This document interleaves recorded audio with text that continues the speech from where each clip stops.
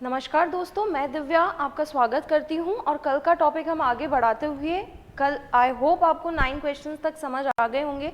अगर आपने कल का वीडियो नहीं देखा है तो पहले आप कल का वीडियो देखें, तभी आपको आगे का समझ आएगा, वरना आज हम अपना क्वेश्चन आगे से कंटिन्यू करते हैं। चलिए देखते हैं दोस्तों, 10th क्वेश्चन के बारे में अगर हम जिक्र करें तो कल हमने ईच और एवरी के बारे में थोड़ा बहुत पढ़ा था। आज उसी चीज़ को हम थोड़ा सा कंटिन्यू कर रहे हैं।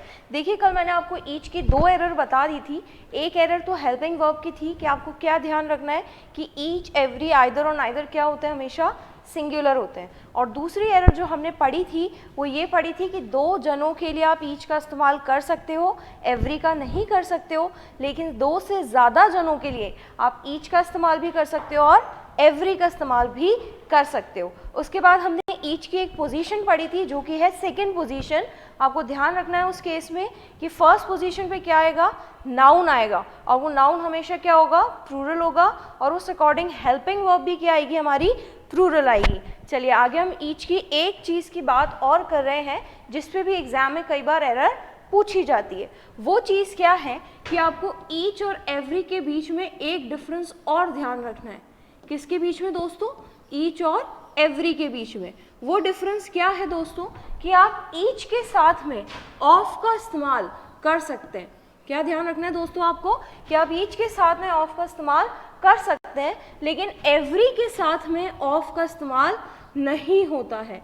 दोस्तों आपको क्या चीज़ ध्यान रखनी है कि ईच के साथ में आप ऑफ का इस्तेमाल कर सकते हैं, लेकिन एवरी के साथ में ऑफ का इस्तेमाल नहीं होता है। देखिए आप 10th क्वेश्चन में देख सकते हैं, ईच के साथ ही ऑफ लिखा हुआ है, ईच ऑफ दीज 4 पेन्स। यहाँ पर आप इस सेंटेंस में अगर एग्जाम में लिखा हुआ आता है कि एवरी ऑफ दीज 4 पेन्स, तो वहीं आपको एरर समझ आ जाएगी कि एवरी के साथ ऑफ नहीं आता है जबकि ईच के साथ ऑफ आता है। चलिए कल की बात की अगर जिक्र करते हैं और अगर हम हेल्पिंग वर्ब इसमें चूज करते हैं तो आई होप अभी तक आपने चूज कर ली होगी कि सेंटेंस की शुरुआत किससे हो रही है, ईच से, और ईच हमेशा हमारा क्या होता है, सिंगुलर। तो each of these 4 pens is yellow. Is it clear और not? Each of these 4 pens is yellow. चलिए दोस्तों आगे की तरफ और चलते हैं, और हमारा क्वेश्चन 11th देखने से पहले मैं आपको एक चीज़ और बता दूं, सारी की सारी पोजीशंस किसकी, ईच की। हम सारी की सारी पोजीशंस ईच की एक ही जगह पे देख लेते हैं, उसके बाद में आगे अपनी वीडियो को फॉरवर्ड करेंगे।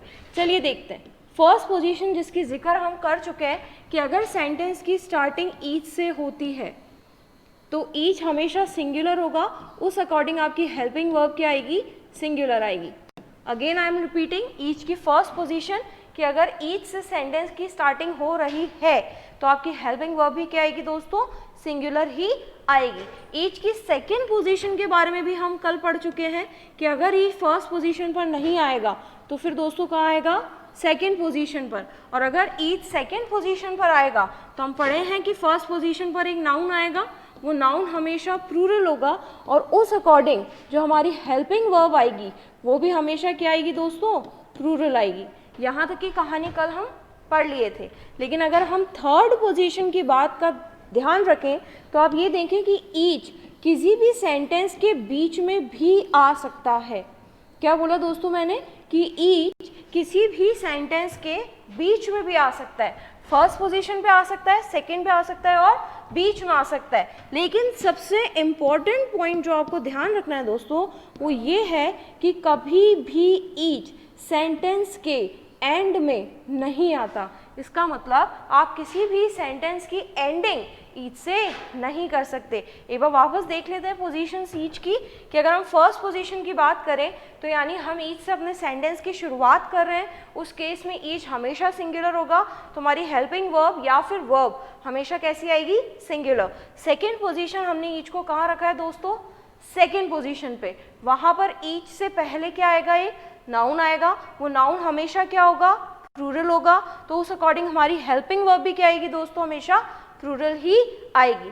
थर्ड की बात करें तो ईच सेंटेंस के बीच में भी कहीं पर आ सकता है, लेकिन दोस्तों लास्ट बात आपको क्या ध्यान रखनी है कि ईच कभी भी सेंटेंस की एंडिंग नहीं कर सकता। ठीक है दोस्तों, चलिए आगे बढ़ते हैं हम। ये ईच की सारी पोजीशंस हैं। अगर हम एवरी की बात करें दोस्तों, तो एवरी के लिए आपको मेन ध्यान रखना है कि एवरी से सिर्फ और सिर्फ सेंटेंस की स्टार्टिंग होती है। एवरी सेंटेंस के बीच में और कहीं नहीं आ सकता, ना सेकंड में, ना बीच में, ना लास्ट में। एवरी से आप सिर्फ और सिर्फ सेंटेंस की स्टार्टिंग कर सकते हो। यानी आपको एक एरर और मिल गई कि अगर आपको सेकंड पोजीशन पे एवरी दिख रहा है तो हमारे लिए एरर हो गई, क्योंकि एवरी सिर्फ कहाँ आ सकता है, स्टार्टिंग में, जबकि ईच सेकंड पोजीशन पे भी आ सकता है, बीच में भी आ सकता है, लेकिन कहाँ नहीं आ सकता, लास्ट में नहीं आ सकता।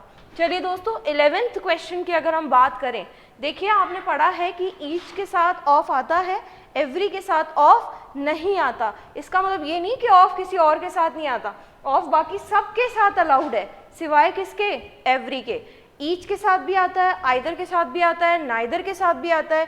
काफ़ी सारे वर्ड्स के साथ ऑफ का इस्तेमाल किया जा सकता है, सिर्फ और सिर्फ एवरी को छोड़कर। तो अगर हम 11th क्वेश्चन की बात करें तो मैंने आपको स्टार्टिंग में यही बताया था, 4 वर्ड्स इनका हमने जिक्र किया था। वो कौन से थे दोस्तों, ईच, एवरी, आइदर और नाइदर। और हमने क्या पढ़ा था, ये चारों वर्ड्स हमेशा क्या होते हैं, सिंगुलर होते हैं। तो इसी हिसाब से 11th क्वेश्चन में सेंटेंस की स्टार्टिंग किससे हो रही है दोस्तों, आइदर से। तो either of those 2 boys is gentle, क्या आएगा यहाँ पे दोस्तों, इज जेंटल। सिमिलरली अगर हम 12th क्वेश्चन की बात करें तो फिर वापस सेंटेंस की स्टार्टिंग किससे हो रही है दोस्तों, नाइदर से। तो नाइदर ऑफ यू, नो आएगा कि नोज आएगा। कई बार बच्चों को इसमें भी प्रॉब्लम होती है कि कई बच्चे मान के चलते हैं कि नो सिंगुलर होता है। जी नहीं दोस्तों, आपको ध्यान रखना है कि जब भी आप वर्ब के अंदर एस जोड़ते हैं, क्या ध्यान रखना है कि जब भी आप वर्ब के अंदर एस जोड़ते हैं तब आप उस वर्ब को क्या बनाते हैं दोस्तों, सिंगुलर बनाते हैं। इस पॉइंट को आप विशेष ध्यान रखें। कई बार ऐसा होता है इंग्लिश ज़्यादा पढ़ते पढ़ते हम बेसिक ही भूल जाते हैं, तो आप इस चीज़ का ध्यान रखेंगे कि जब भी हम वर्ब के अंदर एस जोड़ते हैं तो हम उस वर्ब को क्या बनाते हैं दोस्तों, सिंगुलर बनाते हैं। तो यहाँ पर आपको एक सिंगुलर वर्ब की ज़रूरत है, तो क्या आएगा, neither of you knows English. एक बार वापस, neither of you knows English. आगे बढ़े। चलिए दोस्तों, आगे बढ़ने से पहले हम आइदर और नाइदर के बारे में थोड़ा सा देख लेते हैं। देखिए दोस्तों, कल आपने ईच और एवरी के बारे में देखा था। आपने पढ़ा था कि 2 जनों के लिए आप ईच का यूज़ कर सकते हैं और 2 से ज़्यादा के लिए आप ईच का यूज़ भी कर सकते हैं और एवरी का यूज़ भी कर सकते हैं। सिमिलरली थोड़ा सा हम आइदर और नाइदर को देख लेते हैं। कल मैंने आपको आइदर और नाइदर की थोड़ी सी डेफिनेशन बताई थी कि आइदर किसके लिए यूज़ होता है, जब आप 2 में से किसी एक की बात करते हैं, और नाइदर किसके लिए यूज़ होता है, जब आप दोनों की ही बात नहीं करते हैं। इसका मतलब आपको ये समझ आ गया होगा कि आइदर और नाइदर कितने जनों के लिए यूज़ होता है, सिर्फ 2 के लिए। क्या ध्यान रखना है दोस्तों आपको कि आइदर और नाइदर कितनों के लिए यूज़ होता है, सिर्फ और सिर्फ 2 के लिए। अगर आप 2 में से किसी एक को चुनते हैं तो आइदर आएगा, और अगर आप दोनों को ही नहीं चुनते हैं तो नाइदर आएगा। इसका मतलब अगर मुझे 2 से ज़्यादा में से चुनना पड़े, तो मान लीजिए मेरी क्लास में स्टूडेंट्स बैठे हैं, तो 2 तो नहीं होंगे ना, 2 से ज़्यादा होंगे, और 2 से ज़्यादा स्टूडेंट्स में से मुझे किसी एक को बुलाना है, तो फिर मैं आइदर का इस्तेमाल तो नहीं कर सकती, पर चुनना तो मुझे अभी भी एक को ही है। तो इसका मतलब मुझे आइदर का एक प्लूरल चाहिए होगा। तो आप ध्यान रखें दोस्तों कि जो आइदर का प्लूरल होता है वो होता है एनी, जो किसके लिए इस्तेमाल होता है, 2 से ज़्यादा के लिए।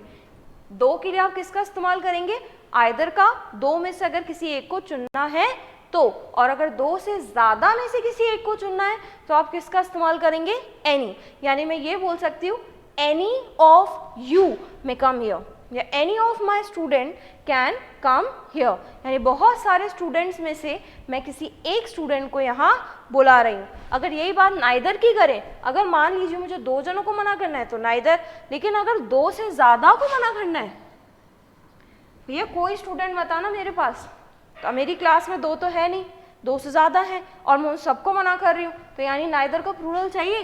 तो नाइदर का प्लूरल क्या होता है दोस्तों, नन।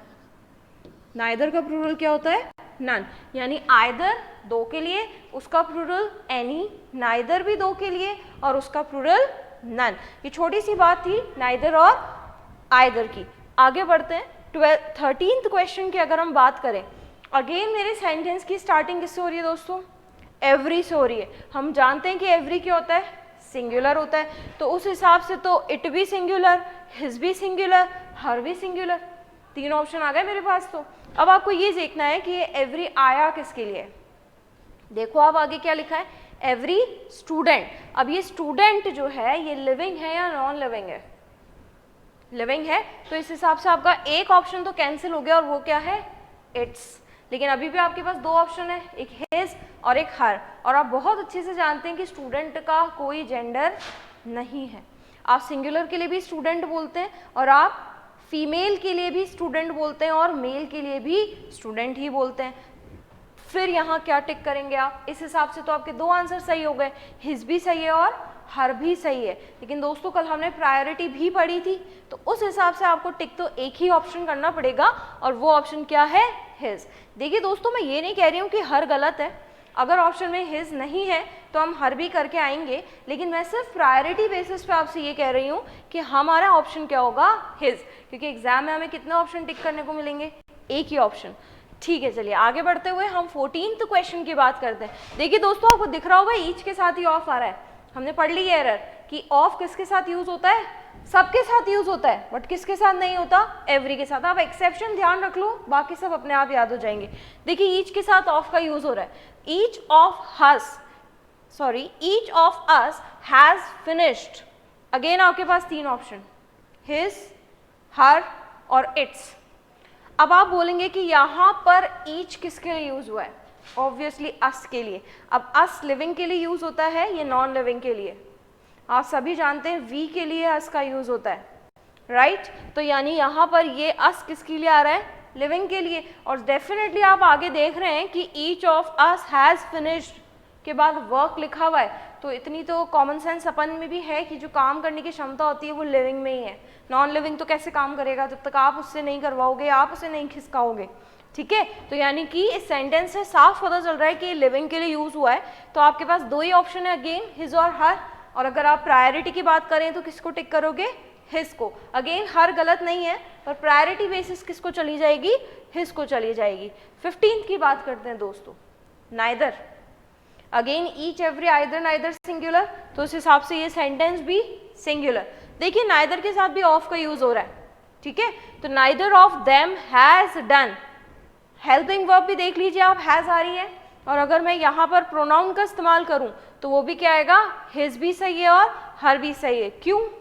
अगेन सेंटेंस लिविंग के लिए ही यूज किया जा रहा है। पर प्रायोरिटी बेसिस पर अगर आपको एक ही आंसर चुनना हुआ तो फिर आप क्या टिक करेंगे, हिज को टिक करेंगे। वेरी गुड, आगे चलते हैं 16th क्वेश्चन की बात करते हैं। देखिए दोस्तों यहाँ पर आपको हेल्पिंग वर्ब नहीं चुननी है। अगर आपको हेल्पिंग वर्ब चुननी भी होती तो आप देख सकते हैं कि आइदर से सेंटेंस शुरू हो रहा है और हेल्पिंग वर्ब डेफिनेटली सिंगुलर ही आएगी और आपको दिख भी रही होगी इज शाय, ठीक है? तो हेल्पिंग वर्ब तो बिल्कुल सही चल रही है, ठीक ठाक है। आगे की बात करते हैं तो हमें यहाँ पर नाउन चुनना पड़ रहा है कि गर्ल टिक करें या गर्ल्स। तो देखिए दोस्तों ईच, एवरी, आइदर और नाइदर चारों शब्द ऐसे हैं जो एक के लिए इस्तेमाल होते ही नहीं है, कल हमने ये बात पढ़ी है। तो ईच और एवरी भी दो या दो से ज़्यादा के लिए यूज़ होता है, और आइदर और नाइदर हमने आज ही पढ़ा है कि कितनों के लिए यूज़ होता है, दो के लिए, एक के लिए तो यूज़ नहीं होता ना। और एक से ज़्यादा हमेशा क्या होते हैं, प्लूरल होते हैं। तो आइदर और नाइदर क्या हो गया, इस हिसाब से प्लूरल के लिए यूज़ हो रहा है। मैंने ये नहीं कहा आइदर और नाइदर प्लूरल है, मैंने ये कहा आइदर और नाइदर यूज़ किसके लिए हो रहे हैं, प्लूरल के लिए। देखो दोनों बातों में फ़र्क है। आइदर और नाइदर खुद सिंगुलर है, लेकिन यूज़ किसके लिए हो रहे हैं, प्लूरल के लिए यूज़ हो रहे हैं। कितने जनों के लिए यूज़ हो रहे हैं, दो चीज़ों के लिए यूज़ हो रहे हैं। तो उस हिसाब से यहाँ पर आप गर्ल करेंगे कि गर्ल्स करेंगे, गर्ल्स। यानी आप इस सेंटेंस में क्या कहना चाहते हैं, either of the girls is शाय, यानी दोनों ही लड़कियां शाय हैं, लेकिन आप एक एक को इंडिविजुअल पॉइंट आउट करके कह रहे हैं कि ये भी शाय है और ये भी शाय है, यानी प्रत्येक लड़की क्या है, शाय। और बात कितनी लड़कियों की कर रहे हैं, दो की, तो ऑब्वियसली क्या आएगा, गर्ल्स आएगा। चलिए आगे बढ़ते हैं, रुद्रांश और आदित्य। देखिए दोस्तों अब इस चीज़ को करने से पहले मैं आपको एक चीज़ और सिखा देती हूँ जिसे हम कहते हैं स्ट्रक्चर। हालांकि आपने बहुत से जनों ने इन स्ट्रक्चर्स के बारे में सुना होगा।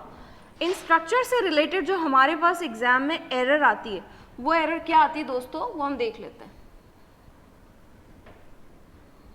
देखिए दोस्तों स्ट्रक्चर रिलेटेड एरर क्या है, हम किसकी बात कर रहे हैं, हम स्ट्रक्चर्स की बात कर रहे हैं। और ये स्ट्रक्चर किसके हैं, आइदर और नाइदर के। किसके स्ट्रक्चर है दोस्तों, ये आइदर और नाइदर के। देखिए दोस्तों, आप आइदर के साथ बहुत सारे नाउन का इस्तेमाल कर सकते हैं। आइदर के आगे ज़रूरी नहीं है कि आप एक ही नाउन का इस्तेमाल करें, आप बहुत सारे नाउन का इस्तेमाल कर सकते हैं, लेकिन आप आइदर वर्ड का इस्तेमाल एक ही बार कर सकते हैं। तो फिर आगे नाउन कैसे कनेक्ट करेंगे, कुछ तो चाहिए कनेक्टर। तो वो कनेक्टर जो आइदर से बाकी नाउन्स को कनेक्ट करता है वो है आइदर के साथ और। मतलब आप और लगाते जाओ और आगे और नाउन लिखते जाओ, कोई मनाही नहीं है, ठीक है। आप इनफाइनाइट नाउन यूज़ कर सकते हो, कोई मनाही नहीं है, बस सिर्फ आपको कनेक्टर क्या चाहिए, और। तो हमारे एग्जाम रिलेटेड ये भी एक एरर आती है छोटी सी कि आइदर का जोड़ीदार कौन है, और। आइदर और। सिमिलरली नाइदर के साथ भी यही है कि नाइदर के साथ किसका यूज़ होता है दोस्तों, नॉर। आप बाकी बहुत सारे नाउन कनेक्ट करते जाओ, कोई मनाही नहीं है, लेकिन आप आगे क्या लगाते जाओ, nor nor nor nor nor. तो आइदर के साथ क्या आता है दोस्तों, और नाइदर के साथ क्या आता है दोस्तों, नॉर। जब हम स्ट्रक्चर की बात कर ही रहे हैं तो हम दो स्ट्रक्चर और देख लेते हैं दोस्तों, हालांकि आपके सुने हुए हो सकते हैं वो स्ट्रक्चर क्या है, नॉट ओनली। आप बोलते हैं भले ही, नॉट ओनली के साथ आता है दोस्तों बट ऑल्सो। नॉट ओनली के साथ क्या आता है, बट ऑल्सो। अगेन आप कितने भी नाउन यूज करो, but also but also but also लगाते चलो और आगे आपका सेंटेंस कंप्लीट करते चलो। और लास्ट में, ये बहुत पढ़ा है आपने, एंड, और, नॉट। आप जानते हैं एंड का मतलब क्या होता है, दो ऑप्शन है, दोनों ही सही, दोनों ही चाहिए मुझे तो। और का मतलब क्या होता है, दोनों में से कोई एक चाहिए, राइट। तो यानी कि आप और के साथ भी नाउन लगाते जा रहे हो, लेकिन आपने नाउन कितने बोले हैं, दो, और दोनों नहीं चाहिए आपको, दोनों में से कोई एक चाहिए, दोनों में से कोई एक चाहिए, बिल्कुल। तो यानी कि यहाँ पर चार स्ट्रक्चर निकल के आते हैं। एक तो है आइदर का, आइदर के साथ क्या लगता है, और। नाइदर का, नाइदर के साथ नॉर, नॉट ओनली के साथ बट ऑल्सो, और एक अकेला और। इन स्ट्रक्चर रिलेटेड भी हमारे एग्जाम में एरर आ जाती है कभी कभी, लेकिन अगर हम इनके आगे की बात करें दोस्तों तो इनके आगे आपको हेल्पिंग वर्ब लगानी है। अब दिक्कत ये है, क्योंकि मैंने ये कहा है कि आइदर, नाइदर, नॉट ओनली के साथ आप आगे बहुत सारे नाउन लगाते जाओ उनके कनेक्टर को जोड़ते हुए, तो फिर अब जब नाउन बहुत सारे हैं तो फिर हम हेल्पिंग वर्ब का क्या करें। दूसरी बात, आप मुझे ये कहोगे कोई बात नहीं मैम, सेंटेंस की शुरुआत तो आइदर और नाइदर ही कर रहा होगा, तो उस हिसाब से हेल्पिंग वर्ब तो सिंगुलर ही आएगी। नहीं दोस्तों, क्योंकि यहाँ पर इसके कनेक्टर की भी बात है। अकेला आइदर होता तो हम उसे सिंगुलर कर देते, हम नाउन को नहीं देखते, लेकिन यहाँ पर अकेला आइदर नहीं है, उसके साथ उसका कनेक्टर है, उसके साथ उसका जोड़ीदार है, उसको तो आप नहीं छोड़ सकते ना। तो इस हिसाब से यानी कि आप जब भी स्ट्रक्चर वाले सेंटेंसेस की बात करेंगे तो आप ये कभी नहीं कहेंगे कि ऑलवेज सिंगुलर, नहीं, आपको दूसरे पॉइंट पर जाना पड़ेगा। और वो पॉइंट क्या कहता है वो आप ध्यान से सुने। देखिए दोस्तों, आपको ध्यान रखना है कि जिस जगह भी आपको हेल्पिंग वर्ब फिल करनी है, क्या कहा मैंने दोस्तों, कि जिस जगह भी आपको हेल्पिंग वर्ब फिल करनी है, आप उस जगह से जहां पर भी ये नाउन लिखे हुए हैं, यानी आइदर और, नाइदर और नॉर, या नॉट ओनली बट ऑल्सो लिखे हुए हैं, आप उस तरफ चलना शुरू करें। हो सकता है वो लेफ्ट हैंड साइड हो और हो सकता है वो राइट हैंड साइड हो। जिस साइड भी ये नाउन लिखे हुए हैं, कहाँ से, हेल्पिंग वर्ब से, आप उस तरफ चलना शुरू करें। वो लेफ्ट भी हो सकता है और वो राइट भी हो सकता है। जैसे यहाँ पर अगर मैं देखूँ तो नाउन लेफ्ट में लिखे हुए हैं, तो मैं यहाँ से कहाँ चलना शुरू करूँगी दोस्तों, लेफ्ट में। और जो भी नाउन मेरे सबसे पहले पड़ेगा, ध्यान से सुनना दोस्तों, इस हेल्पिंग वर्ब से लेफ्ट और राइट जहां पर भी आपने चलना शुरू किया, और जो भी नाउन जिससे भी आप सबसे पहले टकराए, या मैं ये कह सकती हूँ, या जो नाउन आपके सबसे नज़दीक आया, आप हेल्पिंग वर्ब उस ही नाउन के अकॉर्डिंग लगाएंगे। मैं वापस रिपीट कर रही हूँ दोस्तों, आपने पढ़ा है कि ईच एवरी आइदर और नाइदर हमेशा सिंगुलर होता है, लेकिन हम यहाँ पर आइदर और नाइदर के अकेले की बात नहीं कर रहे हैं, हम किसकी बात कर रहे हैं, उनसे रिलेटेड स्ट्रक्चर की। जब हम उनसे रिलेटेड स्ट्रक्चर की बात करते हैं दोस्तों, तो हमें ध्यान ये रखना है कि ये हमेशा सिंगुलर नहीं है। ये हमेशा सिंगुलर नहीं है तो फिर हम हेल्पिंग वर्ब किस अकॉर्डिंग लगाएं, ये हमारे लिए थोड़ी सी प्रॉब्लम है। तो हमें ध्यान रखना है कि जहाँ पर भी हमें हेल्पिंग वर्ब शुरू करनी है या भरनी है, हमें वहाँ से या तो लेफ्ट या तो राइट चलना है। डायरेक्शंस हमारे पास दो ही हैं। अब ये लेफ्ट और राइट हमें कैसे पता चलेगा कि कहाँ चलना है, वो आपको आपका नाउन बताएगा। क्या आपने आइदर और कहाँ लिखा है, नाउन कहाँ लिखे हैं, जिस भी डायरेक्शन में लिखे हैं आप उस डायरेक्शन में चलना शुरू कर दें, और जो भी नाउन आपसे सबसे पहले टकराए हेल्पिंग वर्ब उसी के अकॉर्डिंग आएगी। अगर वो नाउन सिंगुलर है तो सिंगुलर, और अगर वो नाउन प्लूरल है तो प्लूरल। चलिए देखते हैं दोस्तों, क्वेश्चन से आपको और अच्छे से समझ आएगा। सेंटेंस बहुत अच्छे से एक्सप्लेन करके समझा देता है हमें सब कुछ। अगर हम 17th क्वेश्चन की बात करें तो आपको बीच में और दिख रहा होगा रुद्रांश और आदित्य। देखिए दोस्तों, अगर आप रुद्रांश और आदित्य को देखें तो दो पर्सनैलिटी है, दो व्यक्ति हैं, और दो व्यक्ति को देख के शायद हमें ये लगे कि ये प्लूरल है ना, लेकिन थोड़ी देर पहले हमने अभी स्ट्रक्चर पढ़ा है और हमें यहाँ पर और नजर आ रहा है, यानी कि ये समझ आ गया कि क्वेश्चन किसका है, स्ट्रक्चर का। देखिए दोस्तों, हेल्पिंग वर्ब कहाँ फिल करनी है, आप एक बार हेल्पिंग वर्ब से देखिए, ये हैज दिख रहा है आप लोगों को, तो हम पहले हैज को पढ़ते हैं फिर आगे प्रोनाउन इस्तेमाल करेंगे। ये हैज मान लो अगर मुझे फिल करना है तो मुझे लेफ्ट या राइट चलना है। अब आप ये देखें आपके दोनों नाउन कहाँ लिखे हुए हैं, लेफ्ट में लिखे हैं रुद्रांश और आदित्य, तो हम कहाँ की तरफ चलना शुरू करेंगे दोस्तों, लेफ्ट की तरफ। या आपने लेफ्ट में चलना शुरू किया और आपको भिड़ते ही एक नाउन दिख गया, क्या नाउन है वो, आदित्य, क्योंकि आपने क्या पढ़ा है, सबसे नजदीक वाला नाउन। तो सबसे नजदीक नाउन क्या है, आदित्य। अब आदित्य सिंगुलर है या प्लूरल है दोस्तों, एक ही व्यक्ति का नाम है तो ये बिल्कुल सिंगुलर है। तो आदित्य के हिसाब से यहाँ पर आपने क्या लगा दिया, हैज। और जाहिर सी बात है जब आप हेल्पिंग वर्ब सिंगुलर लगा रहे हो तो प्रोनाउन भी क्या आएगा, सिंगुलर ही आएगा। तो क्या आएगा, देयर आएगा कि हिज आएगा, हिज आएगा, बिल्कुल।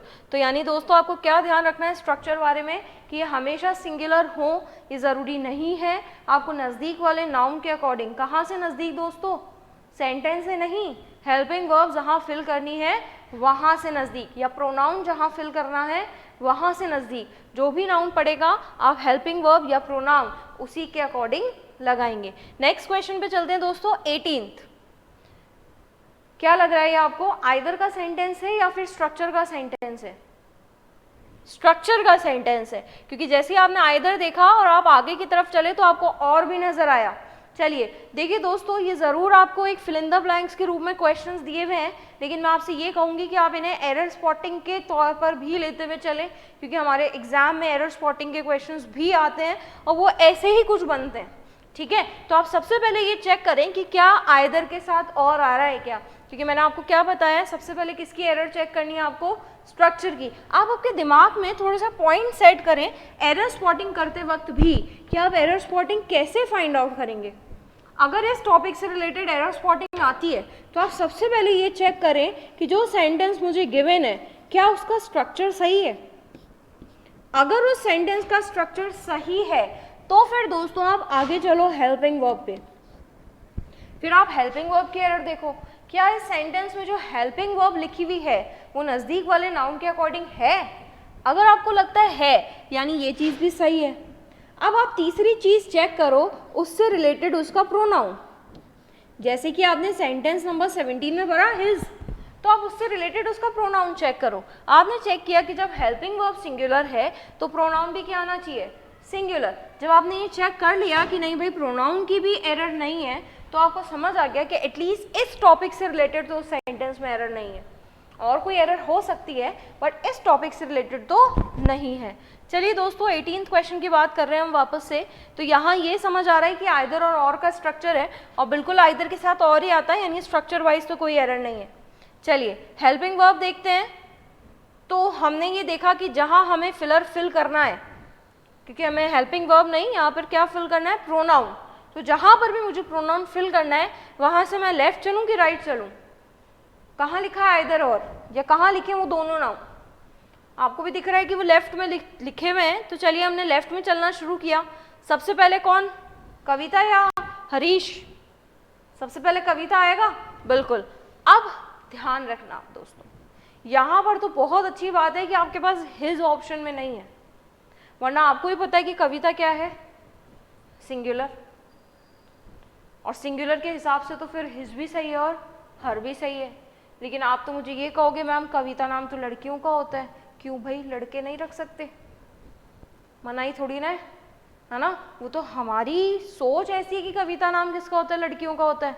तो प्लीज़ आप नाम को लेकर ये बिल्कुल जजमेंट ना करें कि वो लड़कों का ही हो सकता है या लड़कियों का भी हो सकता है। ऐसे बहुत सारे अफवाद हैं, ऐसे बहुत सारे नाम हैं जो लड़कों के भी होते हैं और लड़कियों के भी होते हैं। जैसे सोनू, आपने सुना है सोनू मलिक का नाम बॉय का नाम है और सोनू लड़कियों का नाम भी होता है। अगर मान लो यहाँ कविता की जगह सोनू कर दूँ तो फिर भी आप यही बोलोगे कि हरी आएगा?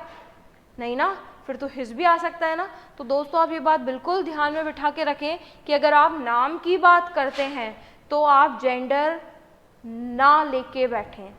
यहाँ पे बहुत अच्छी बात है कि हमारे पास हिज ऑप्शन में नहीं है तो आपने हर ही करा होगा, लेकिन अगर ऑप्शन में हिज होता तो अगेन प्रायोरिटी किसको जाती, हिज को ही जाती। चलिए 19th नंबर क्वेश्चन की बात करते हैं। ये फिर वापस एक स्ट्रक्चर है किसका दोस्तों, नाइदर और नॉर का।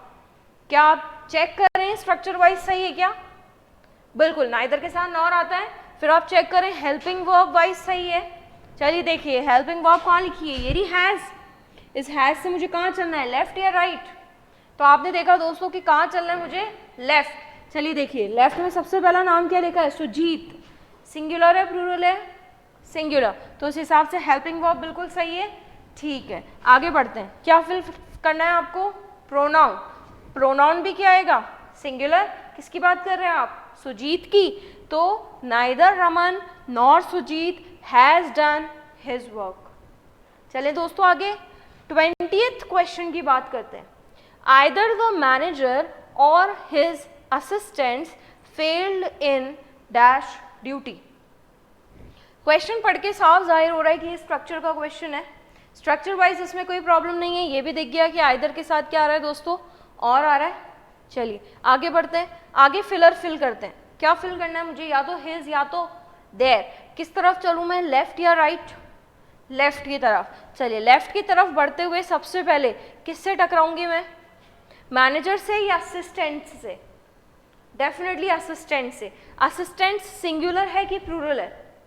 प्लूरल है, तो प्लूरल के अकॉर्डिंग यहाँ पे आ जाएगा देयर ड्यूटी।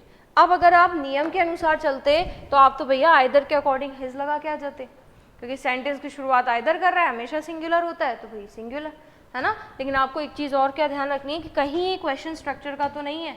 अगर वो स्ट्रक्चर का क्वेश्चन है तो आपको क्या ध्यान रखना है, हेल्पिंग वर्ब दोस्तों किसके अकॉर्डिंग आती है, नज़दीक वाले के अकॉर्डिंग। क्या इतनी कहानी समझ आई? ठीक है, आई होप आई गई होगी। हम आगे की तरफ बढ़ते हैं और अपने आगे की क्वेश्चंस लेते हैं। चलिए देखिए दोस्तों, ये फिर वापस स्ट्रक्चर का क्वेश्चन है। Neither Dheeraj nor his friends admitted dash fault. Again structure किसका है, नाइदर के साथ नॉर का। चेक करें नाइदर के साथ नॉर लिखा है, बिल्कुल। चलिए आगे बढ़ते हैं। अगर मैं देयर और हिज में से चुनूं तो लेफ्ट चलूं कि राइट चलूं? बिल्कुल लेफ्ट चलेंगे। किसके अकॉर्डिंग लगाऊंगी, धीरज के अकॉर्डिंग कि फ्रेंड्स के अकॉर्डिंग? बिल्कुल दोस्तों फ्रेंड्स के अकॉर्डिंग लगाऊंगी। प्लूरल है तो क्या आएगा, एडमिटेड देयर फॉल्ट। 22 की बात करते हैं। देखिए दोस्तों ईच के साथ ऑफ का स्ट्रक्चर है ना, जबकि एवरी के साथ ऑफ नहीं आता। याद है आपको किसके साथ ऑफ आता है, सबके साथ ऑफ आता है। किसके साथ नहीं आता, बस यही ध्यान रखना है। और वो कौन सा वर्ड है जिसके साथ नहीं आता, एवरी के साथ। चलिए दोस्तों जब आप इतना समझ चुके हैं कि ईच के साथ ऑफ आता है तो हम इस स्ट्रक्चर को एक बार पूरा कंप्लीट भी पढ़ लेते हैं कि इससे रिलेटेड एरर कैसे आती है। देखिए दोस्तों आप स्टेप बाय स्टेप ही पढ़ें। स्टेप बाय स्टेप इस चैप्टर को पढ़ने से एक फ़ायदा है कि आपको बहुत सारी चीज़ें रैंडमली नहीं पढ़नी पड़ेगी, धीरे धीरे आपको ऑटोमेटिकली आपके दिमाग में क्लियर कट सेट हो जाएगी कि हाँ भाई इसके साथ ये होता है और इसके साथ यही होता है। तभी तो इस चैप्टर का नाम क्या है दोस्तों, सिंटेक्स। तो सिंटेक्स तो आपको बहुत सारे ध्यान में रखने ही है। अगर हम ईच के साथ ऑफ लगा सकते हैं तो हम अपने इस स्ट्रक्चर को कंप्लीट करते हैं। ये स्ट्रक्चर क्या कहता है कि अब ईच ऑफ के बाद आपने क्या लगाना है, नाउन लगाना है। ईच ऑफ के बाद सबसे पहले आपको क्या लगाना है दोस्तों, नाउन लगाना है। चलिए एक तो हम पढ़ेंगे नाउन और एक इसके बाद आने वाली क्या, हेल्पिंग वर्ब। एक तो क्या पढ़ेंगे दोस्तों, नाउन, और एक उसके साथ आने वाली क्या, हेल्पिंग वर्ब। इन दो की एरर हम पढ़ लेते हैं। देखिए दोस्तों इस स्ट्रक्चर से रिलेटेड भी मैं आपको एरर पॉइंट्स वाइज ही बताऊंगी। देखिए दोस्तों पॉइंट्स वाइज एरर बनाने से हमें एग्जाम में थोड़ा इजी हो जाता है कि हमें एरर स्पॉटिंग में इन्हीं पॉइंट्स के हिसाब से चलना है। ठीक है दोस्तों, तो पहली एरर क्या है, पहली एरर तो यही चेक करनी है कि जो ऑफ लिखा हुआ है वो ईच के साथ ही होना चाहिए, एवरी के साथ नहीं होना चाहिए। अगर वो ऑफ ईच के साथ ही है तो हमारी एरर तो गई, लेकिन अगर ये ऑफ एवरी के साथ होता तो हमें हमारी एरर फर्स्ट स्टेप पे ही मिल जाती। लेकिन सेंटेंस में ऑफ किसके साथ है दोस्तों, ईच के साथ है। चलिए सेकंड पॉइंट की बात करते हैं। तो हम सेकंड पॉइंट जो चेक करेंगे वो चेक करेंगे नाउन। क्या चेक करेंगे दोस्तों, नाउन। इस नाउन से रिलेटेड दोस्तों एरर बनती है जो थोड़ी सी इंपॉर्टेंट भी है क्योंकि आपको थोड़ी ध्यान रखनी है। देखिए दोस्तों अगर ये प्रॉपर नाउन है, क्या है, प्रॉपर नाउन, बाकी और कोई नाउन हो तो उसकी मैं बात नहीं कर रही, मैं किसकी बात कर रही हूँ, प्रॉपर नाउन की। प्रॉपर नाउन मतलब किसी का विशेष व्यक्ति का नाम हो, जगह का हो, नेम, प्लेस, एनिमल, थिंग, आप जानते हैं। अगर उनका नाम है, प्रॉपर नाउन है, यानी वो प्रोनाउन नहीं है, यानी वो प्रोनाउन नहीं है। प्रोनाउन मतलब जैसे अभी आपने पढ़ा था हिज, देयर, अस, ये नहीं हो, वो क्या हो, एक प्रॉपर नाउन हो। I am not talking about pronoun, I am not talking about pronoun, I am talking only about what, proper noun। अगर आपके सेंटेंस में क्या लिखा हुआ है दोस्तों, प्रॉपर नाउन, तो इससे रिलेटेड आपको जो पॉइंट याद रखना है कि अगर वो नाउन प्रॉपर है और प्लूरल है। देखिए दोस्तों स्टेप बाय स्टेप ही पढ़े, क्या बोला मैंने, अगर वो नाउन प्रॉपर है और प्रॉपर के साथ साथ क्या है, प्लूरल है, तो आपको जो एरर है जिसका ध्यान रखना है कि उस प्लूरल प्रॉपर नाउन से पहले एक आर्टिकल का यूज होता है दोस्तों, और वो आर्टिकल है द। ठीक है, आर्टिकल की एरर ऐसी आती है छोटी छोटी, बीच में किसी भी सेंटेंस में, किसी भी स्ट्रक्चर में, किसी भी सिंटेक्स में ऐसी अपीयर होती है। ठीक है, आर्टिकल एक बहुत बड़ा हुआ नहीं है, आर्टिकल की छोटी छोटी एरर इन्हीं सेंटेंसेस में से बन जाती है। ठीक है, तो आपको क्या ध्यान रखना है दोस्तों, ये पहली आर्टिकल की एरर आपने पढ़ी है, और वो आर्टिकल की एरर कौन से स्ट्रक्चर से जनरेट हुई है दोस्तों, ईच ऑफ से। पहली एरर आपने देख ली कि ऑफ किसके साथ हो, ईच के साथ, एवरी के साथ नहीं हो। वो रास्ता अगर आपने पार कर लिया तो सेकंड रास्ता आपको किस पे आना है, नाउन पे आना है। क्या देखना है आपने कि अगर वो प्रोनाउन है तो बात ही खत्म, तो बात ही खत्म। लेकिन अगर वो कौन सा नाउन है, प्रॉपर नाउन, और प्रॉपर नाउन में भी वो कौन सा है, प्लूरल, तो आपको उससे पहले कौन सा आर्टिकल का यूज करना है, द। यानी कि अगर मैं ये बोलूं, एक एग्जाम्पल लेके आपको बता रही हूं, ईच ऑफ बॉयज, तो ये गलत है दोस्तों, एरर है। क्या लिखा मैंने, ईच ऑफ बॉयज, तो ये एरर है। क्यों, क्योंकि सबसे पहले तो आप ये देखो कि ये नाउन प्रॉपर है क्या, बिल्कुल प्रॉपर है। फिर आप ये चेक करो क्या ये प्लूरल है क्या, बिल्कुल प्लूरल है। अगर ये प्रॉपर भी है और प्लूरल भी है तो डेफिनेटली ये एरर किसकी है दोस्तों, द की। क्या आएगा यहाँ पे, each of the boys. I hope आपको ये एरर समझ आ गई होगी। यानी यहाँ पे मैंने किसकी बात की, प्रॉपर नाउन की, दैट टू वो प्रॉपर नाउन क्या होना चाहिए, प्लूरल, तो उससे पहले कौन सा आर्टिकल आएगा, द। चलिए ये बात हो गई नाउन की। अगर वो प्रोनाउन है तो कोई फर्क ही नहीं है, और अगर वो सिंगुलर नाउन है, प्रॉपर है, तो भी कोई फर्क नहीं पड़ता। सिर्फ फर्क किसमें पड़ता है कि वो प्रॉपर नाउन भी हो और प्लूरल भी हो, तभी वो कौन सा आर्टिकल लेके आएगा दोस्तों, द आर्टिकल लेके आएगा। आगे बढ़ते हैं, हेल्पिंग वर्ब। देखिए दोस्तों हेल्पिंग वर्ब की तो यहाँ कोई दिक्कत होनी ही नहीं चाहिए, क्योंकि आप सेंटेंस की स्टार्टिंग ही किससे कर रहे हो, ईच से, और आपने पढ़ लिया है कि ईच हमेशा ही क्या होता है, सिंगुलर होता है। या नाउन से आपकी हेल्पिंग वर्ब पे कोई फर्क नहीं पड़ेगा, नाउन से हेल्पिंग वर्ब पे कोई फर्क नहीं पड़ेगा।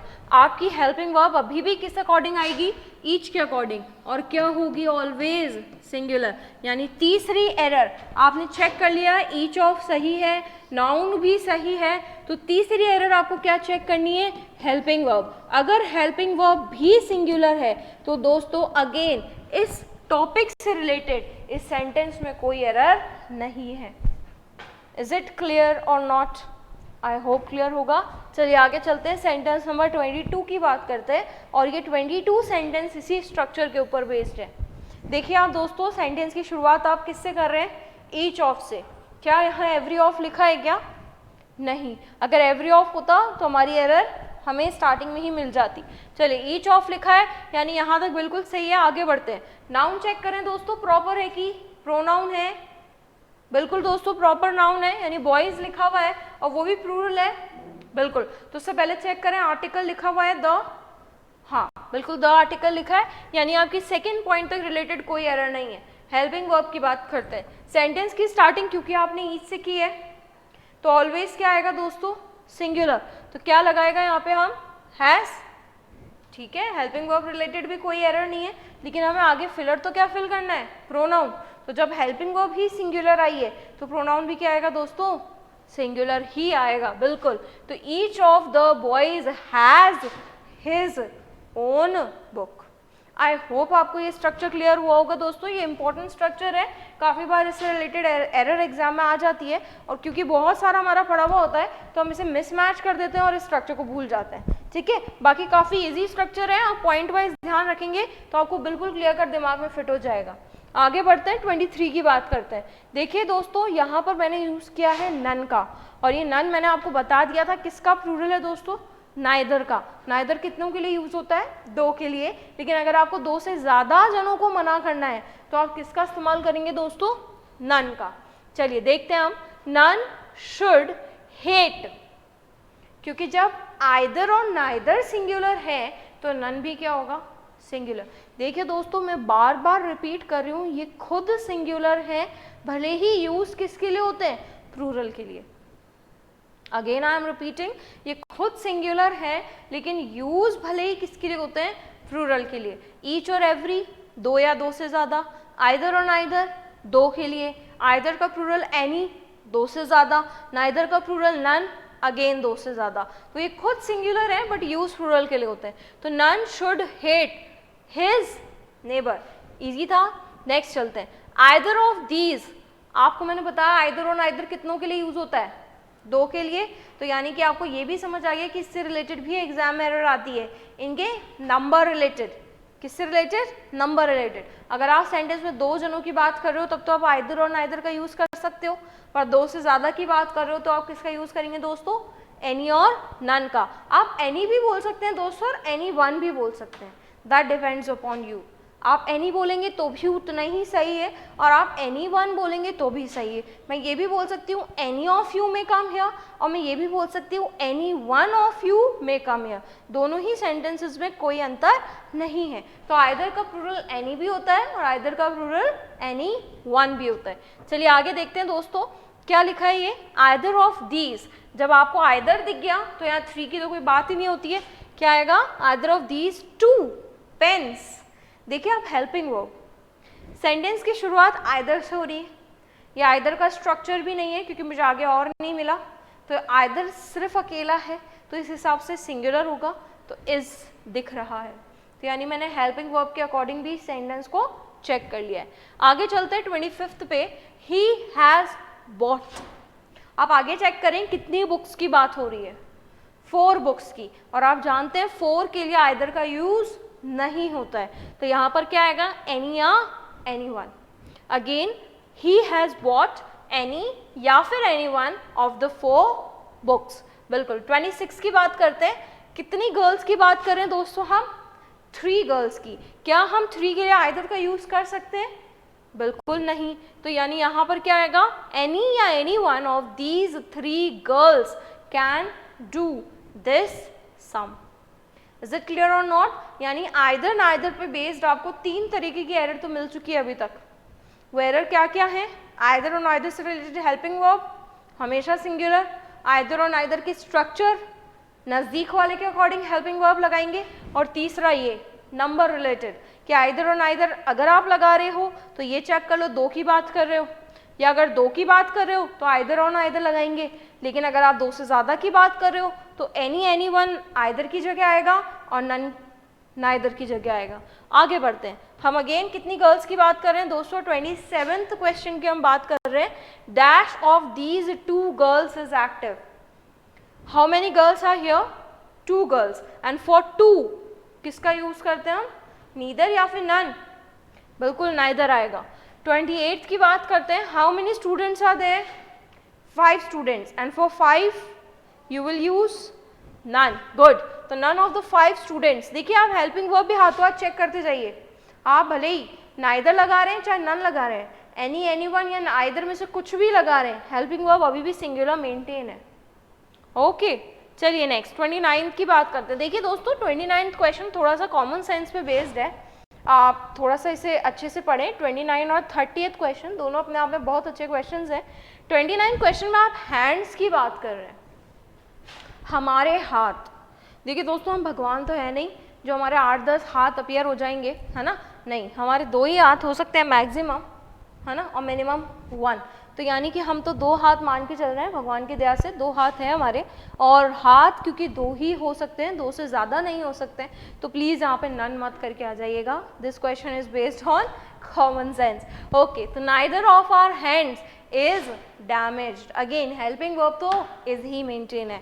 नेक्स्ट 30th की बात करते हैं। अगेन ये क्वेश्चन कॉमन बेस पे है कि none of the girls of this school आएगा या neither of this girls of this school. देखिए दोस्तों जाहिर सी बात है, स्कूल में लड़कियों की बात कर रहे हो आप, क्या सिर्फ स्कूल में 2 ही लड़कियां पॉसिबल हैं क्या? आप कोचिंग इंस्टीट्यूट या घर पे पढ़ाई की बात नहीं कर रहे हो कि घर पे कोई पढ़ाने के लिए ट्यूटर है, नहीं, आप एक स्कूल की बात कर रहे हो। और एक स्कूल का नाम तभी दिया जाता है जब एटलीस्ट उसमें बच्चे हों, है ना, और उसमें भी आप सिर्फ ये अज्यूम करके चल रहे हो कि 2 ही लड़कियां हों, तो ये तो पॉसिबल नहीं है ना। तो गर्ल्स तो 2 से ज़्यादा ही होंगी, और क्योंकि 2 से ज़्यादा होंगी तो आप यहाँ पे किसका इस्तेमाल करेंगे दोस्तों? नन का। वेरी गुड, तो none of the girls of this school. Again helping verb क्या लिखी है? Is guilty. बिल्कुल, तो समझ में आ गया होगा आपको 29th और 30th question is based on common sense. How many hands you have? You have only 2 hands, तो उस अकॉर्डिंग यहाँ पर आप क्या टिक कर रहे हैं? नाइदर। लेकिन अगर ये 30th की बात कर रहे हैं तो in a school is it possible कि there are only 2 girls? Not possible. तो यानी आप 2 से ज़्यादा लड़कियों की बात कर रहे हैं तो क्या लिखेंगे आप? None of the girls of this school is guilty. I hope दोस्तों आपको आज का सेशन समझ आया होगा। देखिए दोस्तों आज के सेशन में हमने बहुत सारे स्ट्रक्चर्स की बात की है और बहुत सारे ऐसे पॉइंट्स की बात की है जहाँ से एग्जाम में एरर आने के चांसेस बहुत ज़्यादा हैं। हमने ईच की पोजीशंस की बात की है दोस्तों, फर्स्ट पे आ सकता है, सेकंड पे आ सकता है, बीच में कहीं भी आ सकता है, लेकिन लास्ट में ईच नहीं आता है। एवरी की पोजीशंस की बात करूं तो एवरी सिर्फ और सिर्फ फर्स्ट पोजीशन पे आता है, यानी एक सेंटेंस की स्टार्टिंग कर सकता है, बाकी आप पूरे सेंटेंस में कहीं पर भी एवरी का यूज़ नहीं कर सकते। सेकेंड एरर जो आपने पढ़ी, ऑफ सबके साथ लगता है, एवरी के साथ नहीं लगता है। उसके बाद आपने ईच के साथ ऑफ का स्ट्रक्चर भी पढ़ लिया जहाँ से एरर आती है। उसके बाद आपने आइदर और नाइदर के बारे में पढ़ा दोस्तों, 2 के लिए इस्तेमाल होते हैं, 2 से ज़्यादा के लिए इनके प्लूरल है, एनी, एनीवन या फिर नन। उसके बाद में आपने इनके स्ट्रक्चर्स पढ़े दोस्तों, जहाँ से भी एरर निकल के आती है वहाँ पर आपको हेल्पिंग वर्ब किसके अकॉर्डिंग लगानी है? नज़दीक वाले के अकॉर्डिंग। नज़दीक कहाँ से? जहाँ आप फिलर फिल कर रहे हैं वहाँ से नज़दीक। आइदर आपको लेफ्ट में चलना पड़ सकता है या फिर आपको राइट में। वो कैसे पता चलेगा आपको? नाउन को देखकर। और लास्ट में जो आपने पढ़ा है वो आपने पढ़ा है नन, ईच और इनसे रिलेटेड सेंटेंसेस। 29 और 30th क्वेश्चंस दोस्तों आप लोग ध्यान रखेंगे, कॉमन सेंस पे बेस्ड है। ये आप 30th क्वेश्चन तक का रिवीजन करके रखें। और प्लीज़ मैं आपसे यही कहूँगी कि अगर आपने फर्स्ट वीडियो नहीं देखा है तो आप पहले उसे देखें, उसके बाद ही सेकंड वीडियो देखें, वरना आपको समझ में शायद आने में मुश्किल हो सकती है। ओके दोस्तों, फिर मुलाकात करेंगे, तब तक के लिए जय हिंद, जय भारत।